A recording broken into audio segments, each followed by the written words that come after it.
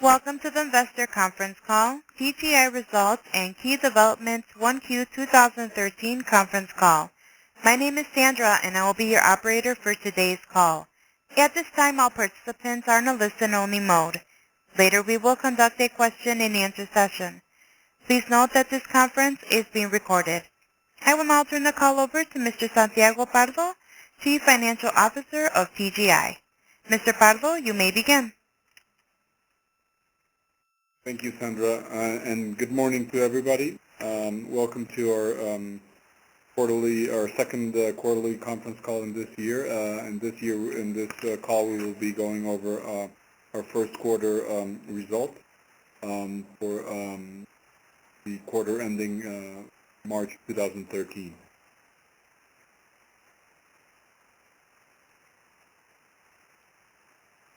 Having a little bit of with our patient.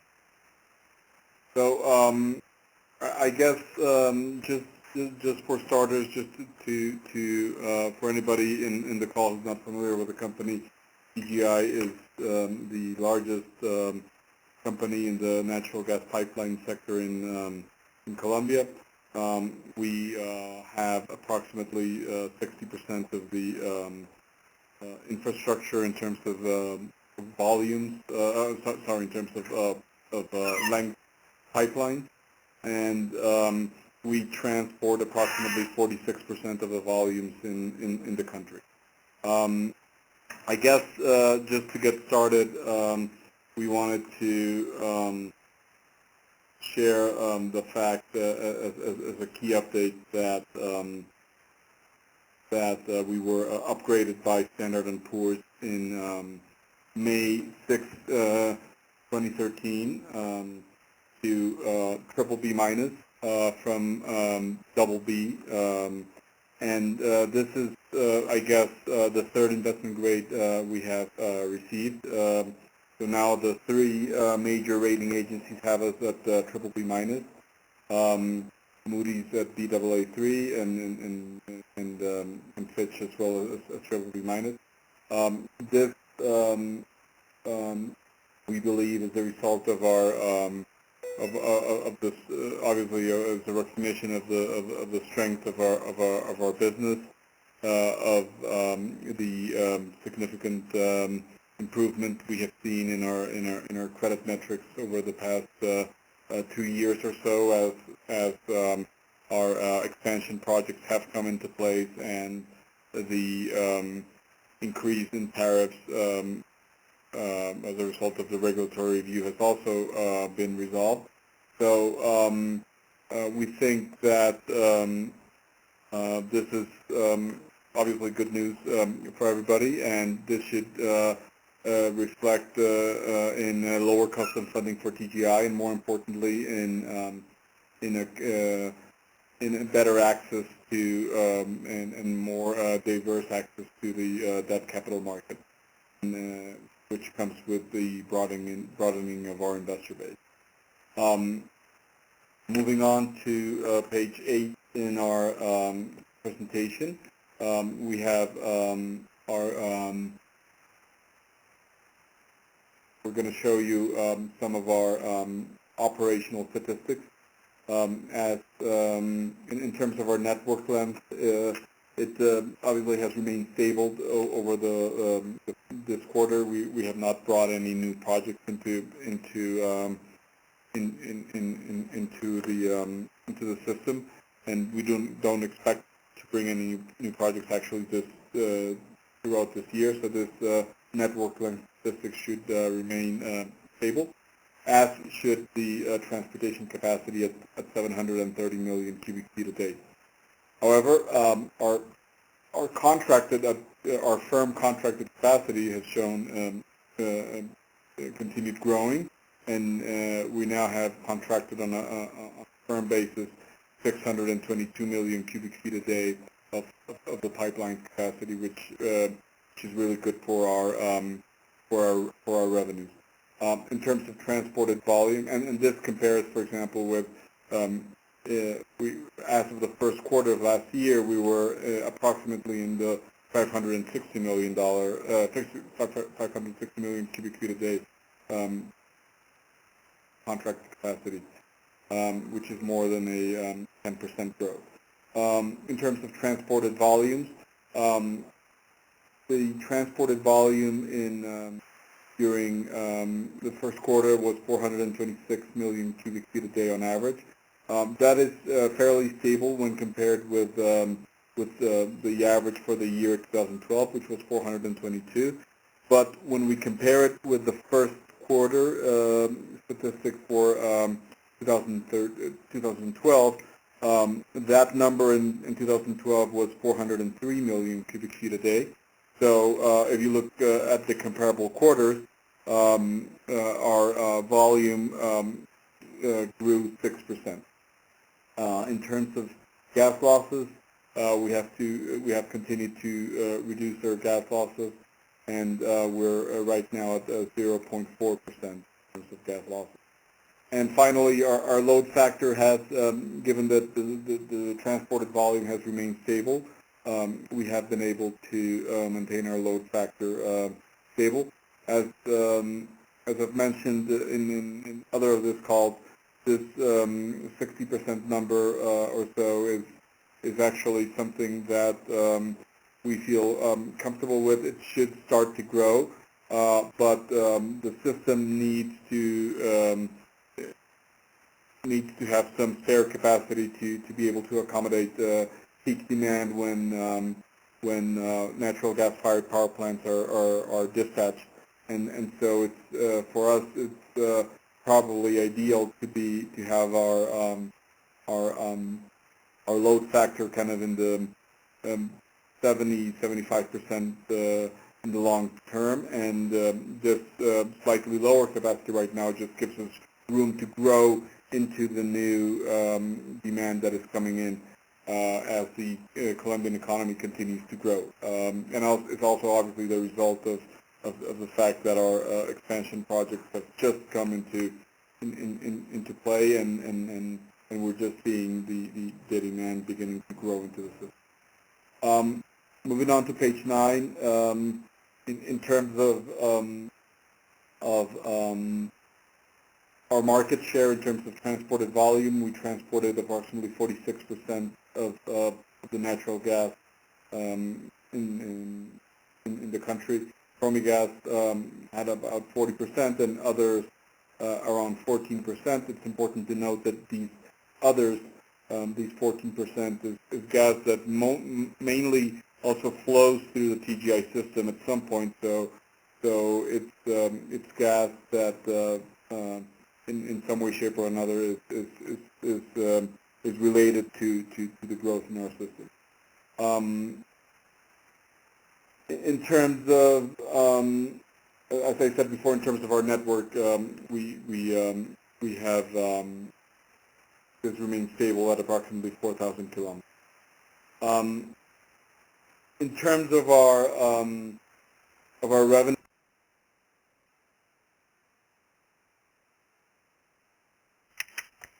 All parties, please remain on the line. Your host has disconnected.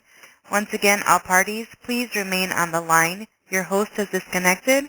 We are working to reconnect his line. Thank you for your patience. At this time, we have Mr. Pardo back online. Please continue, sir. Thank you, Sandra, and apologies. I will go back to finish up page 9. I don't know if just to make sure that we didn't miss anything. So I guess in page 9 we were showing our market share with in terms of transported volumes with 46% versus 40% for Promigas and 14% for others. I guess the point we wanted to make there was that the volume transported by others is volume that at some point or another also flows through the TGI system, and so is related. So growth in others also implies growth in transported volumes for us. Moving on to page 10, I guess obviously our revenues, as you know, are highly predictable, with 94% coming from regulated tariffs, which, as you know, are reviewed every 5 years. And we just went through that review process. 100% of our contracts are firm contracts with an average life of almost 9 years, and 82% approximately of our revenues are fixed tariffs, not dependent on transported volume. So even though, I mean, we like the fact that volumes grow and it's healthy for our business to have volumes grow, obviously. Having a dip in volume or a couple of bad quarters in volumes will not reflect itself in a reduction a significant reduction in our results, and I guess this is also amplified, I think, by the fact that as is shown in in the graph in the bottom right-hand corner, the sectors that represent the most stable consumption patterns and also growing consumption patterns in the natural gas industry in Colombia represent the majority of our revenues. The distribution sector, which comprises not only residential but also commercial and some industrial customers, represents today 61% of our volumes, of our revenue.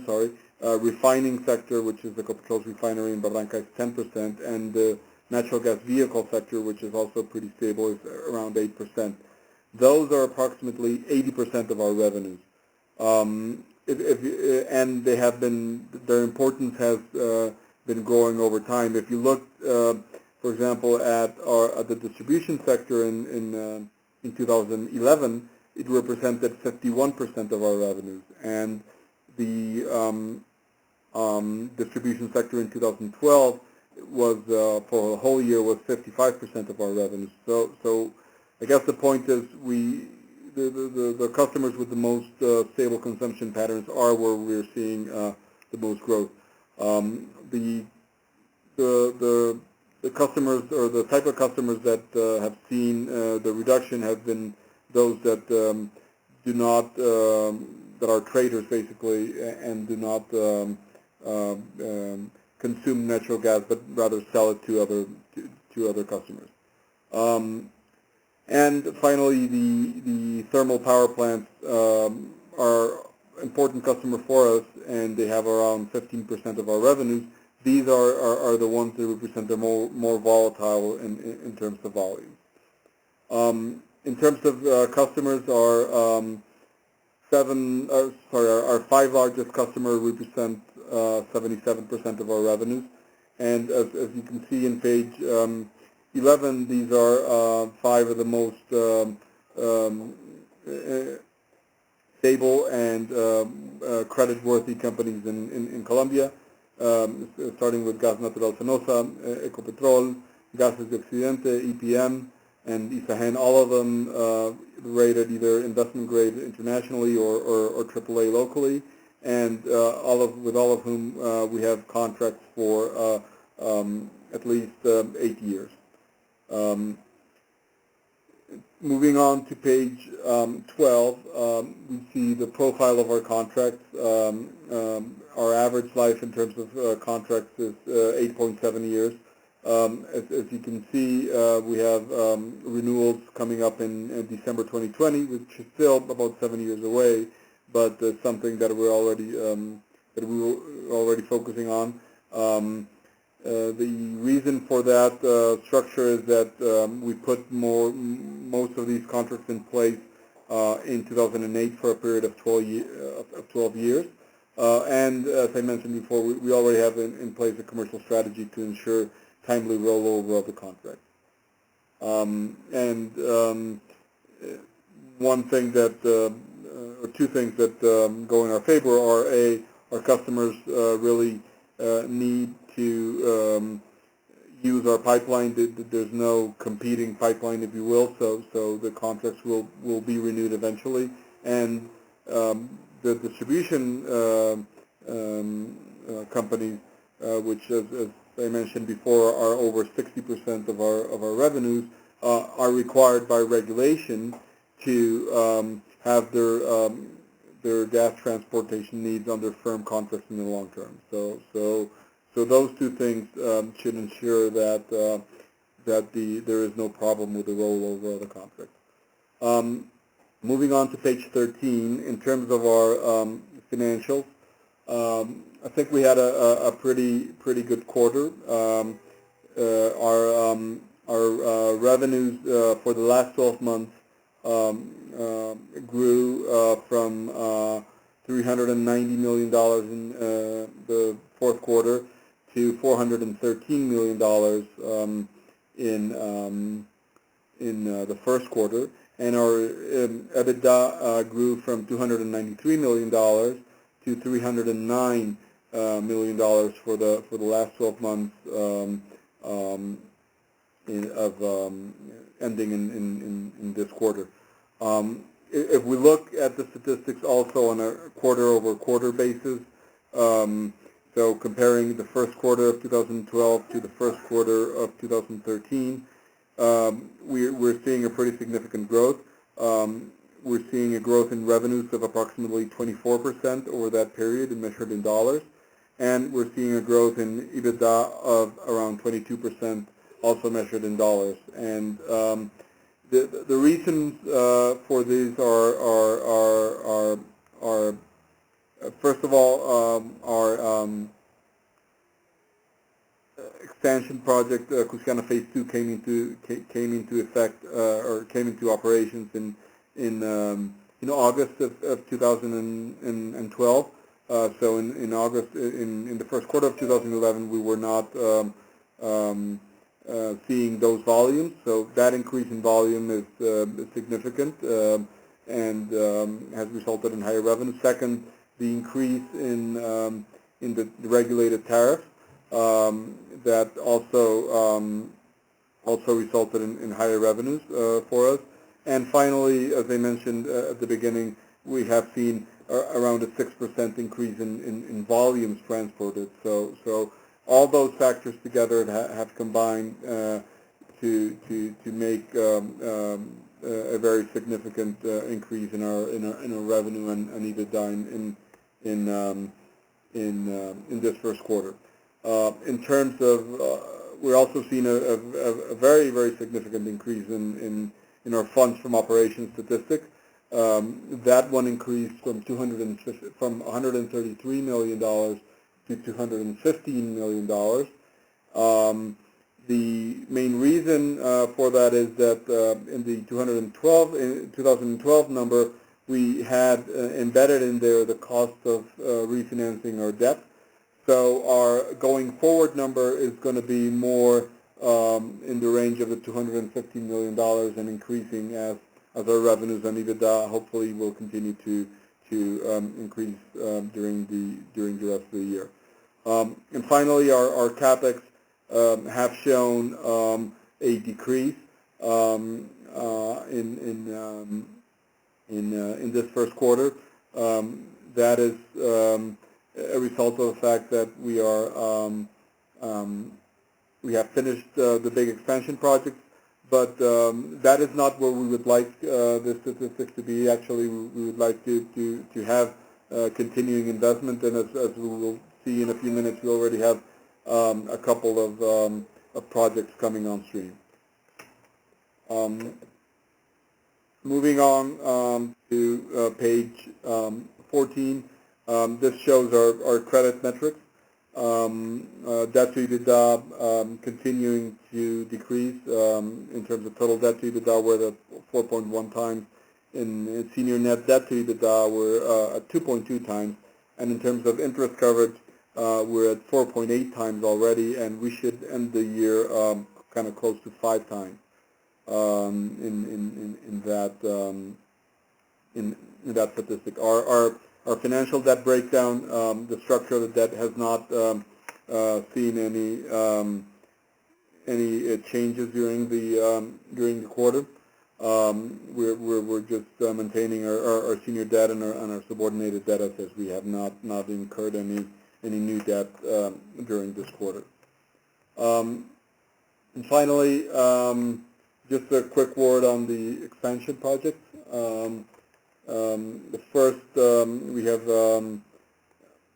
two main expansion projects on the drawing board. First one is Cusiana Apiay San Fernando. which is a project that we're developing together with Ecopetrol, which could be, CapEx could be approximately $245 million. We're already doing engineering for that project, and we will be spending time and money during this year on engineering studies for that project, and we expect to start construction in actually at the beginning of next year, and commercial operations in 2015. And then the La Sabana compression plant, which is a compression station near Bogota, approximately $53 million. We have already acquired the land for that project. We have done engineering, and we have signed the contract for the purchase of the equipment, which is being right now constructed in Switzerland. The EPC contractor is in the process of being selected. By the end of this month, we should have selected the EPC contractor who will build this project for us, and we should have operations on this on this expansion during approximately in the middle of 2014. And then finally, kind of smaller projects are what we call the SRTs, the regional transportation systems, which will connect smaller population centers that currently do not have access to our system to our system, so that they can benefit from natural gas directly. We are at this point discussing with the regulator what the appropriate tariffs for these new systems will be. In the graph there, we show 3 of those new systems potentially, and we also have 2 or 3 additional in the drawing board, but until we come to agreement with the regulator, we will not start investment on those until we make sure that the tariff that we're getting for those compensates us for the investment we have to make. At this point, that is all I have for now. I'll turn it over to kind of Q&A session. Thank you. We will now begin the question and answer session. If you have a question, please press star then 1 on your touch-tone phone. If you wish to be removed from the queue, please press the pound sign or the hash key. If you're using a speakerphone, you may need to pick up the handset first before pressing the numbers. Once again, if you have a question, please press star then 1 on your touch-tone phone. Standing by for questions. And once again, that's star 1 to ask a question. At this time, we have no questions. Okay. Well, let's give a minute, but if there are no further questions, I would just like to thank everybody for their participation, and we look forward to... Pardon me, Mr. Pardo, we do have a question that has arrived. Yep. We have a question coming from Guillermo Alarcón from Davi Valores. Please go ahead. Good morning. I would like to know where do you see more growing potential, if you see some specific project here in Colombia, and I also want to ask if do you see some regulatory risks in the gas sector. Here in Colombia, we have been talking about some changes in electricity. I don't know if in gas we have also some risk related with the regulatory issues. Thank you. Okay, thank you, Guillermo. Regarding the first question, well, as I mentioned just a couple of minutes ago, we have 2 projects we're working on right now in Colombia, which those 2 projects would represent investments of approximately $300 million. So that is a nice thing to have. We are looking for new opportunities, and we are looking for new opportunities not only in Colombia but also outside Colombia. In Colombia, I think the development of opportunities will be tied to the growth of the of demand and the continuing development of the sector. So to the extent that there are either new fields found that need to be interconnected, we will have opportunities. To the extent that demand continues to grow, we will need to continue to make organic increases to our system to keep up with the pace of demand. And as you know, the government is also the regulator since last year has started to talk about kind of investments in reliability to the system. The regulations there are not fully developed, but we think there will be opportunities there. And finally, I would say that in Colombia, this is a longer-term project. We see, for example, when the expansion of the Barrancabermeja refinery is finished, that will require significant additional volumes of natural gas, approximately 100 million cubic feet a day additional. And so we will have to figure out with them, with Ecopetrol, how to bring that gas to Barrancabermeja for the refinery. So that's kind of a few years down the road, but still something that we're keeping a close eye on. In terms of internationally, Peru is a country where we already have investments. We are continuing the development of the Contugas project in Peru, which we own 25% of. And we'll also continue to look for further investment opportunities in the gas sector in Peru, which we expect to show significant growth over the next few years. And finally, the other country that we're focusing our efforts on in terms of additional growth is Mexico, where we see investment opportunities related to basically new projects that are being brought to bid by either Comisión Federal de Electricidad, CFE, or Pemex. So we see potential for growth there, and we're focusing on the Mexican market as well. In terms of the second part of your question, the regulatory risk, I think the good news for us is we just went through our regulatory review process. So we have our tariffs in place for a period of 5 years. So we have visibility and stability for those 5 years. Of course, there will be discussions with the regulator with regards to methodology, et cetera, potentially for the next regulatory cycle, which should begin in 27, or the tariff should be awarded, it should end in 2017, actually, the next tariff period. Although experience has shown us that the regulator has taken longer than the 5 years, so it could be 2018 or 2019. But we have a good dialogue with them, and as you know, the way the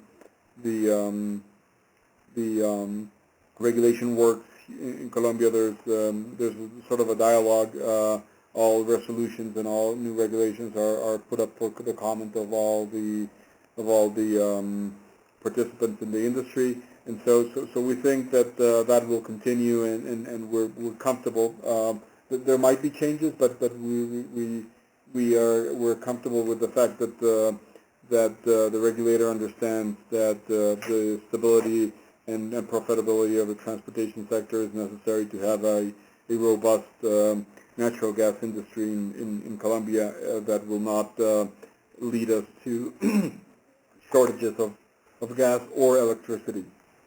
So I think that's something that's well understood, and stability in regulation has been something that Colombia has been very strong in. So yes, there could be some changes. There's going to be changes in the way, for example, natural gas is bought and sold over the short term, but we don't think that those will have a major effect on our business. Thank you. And once again, if you would like to ask a question, please press star then 1 on your touchtone phone.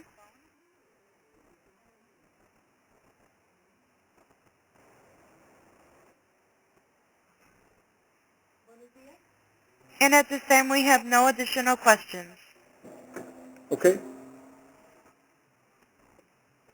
Okay, well, Sandra, thank you, and thank you to everybody participating in the conference call. As I said previously, I look forward to